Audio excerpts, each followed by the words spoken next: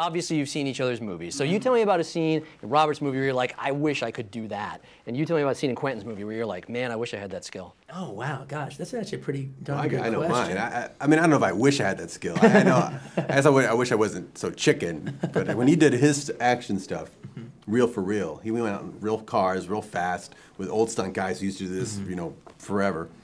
It's just really dangerous. I would have been doing it on a green screen. I would not have been out there full blast. And he was just describing, and my crew was describing how every shot felt like their death shot. Just to get these, and that's why it looks so good, and it looks so vintage, and it looks like it's from that time period, because he did it the way they used to do it back then. There were no tricks. So, and you know, it's like a, well, it's Robert's editing skill is what I've always just like admired, and the way he puts his sequences together.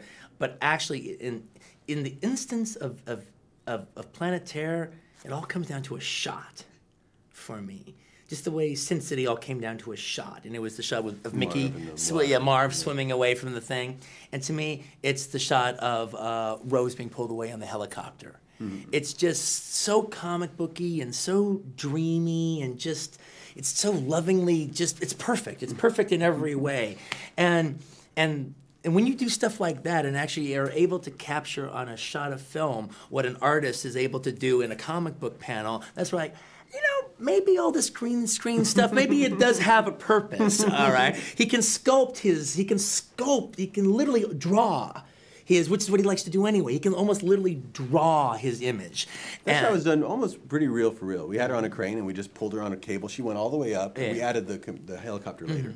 Part of the fun of the whole grindhouse genre is you got to go extreme. You got to go hard. You guys definitely go for the hard R. But I know you guys were fighting with the MPA. Tell us about some of that stuff. We weren't fighting with the MPAA. That was some weird story. No, we got an R rating very easily. Yeah, and I got to ask you, how'd you get away with it? I mean, you're dropping your pants. You got all kinds of crazy. You know, well, that's okay. Talk to him, all right. I thought we might have a problem, but I guess they must see that stuff all the time. They were fine with it. No, I think it was the tone of it. The tone of it is one that's very non-threatening and not realistic. Yeah, and I think if I had like, okay, you know, I had my big car collision. I have wild stuff in mind. If mine was that all the way through, I would have had a big problem, because while all my stuff is always kind of funny. All right. Having said that, there's a grim aspect to my movie. Robert's tone is just so much fun that it was like immediately as soon as we were talking to the MPA, we knew we were okay, because they got it. You know, they just got it. They got the idea. I couldn't believe when the one thing that they said when they went on just one of the zombie moments, all right, is saying, well, you know, maybe something there could go. All right, it was like I had to stop myself. What about the penis?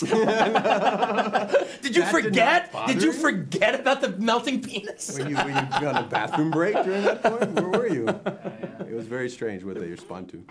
Like, shh.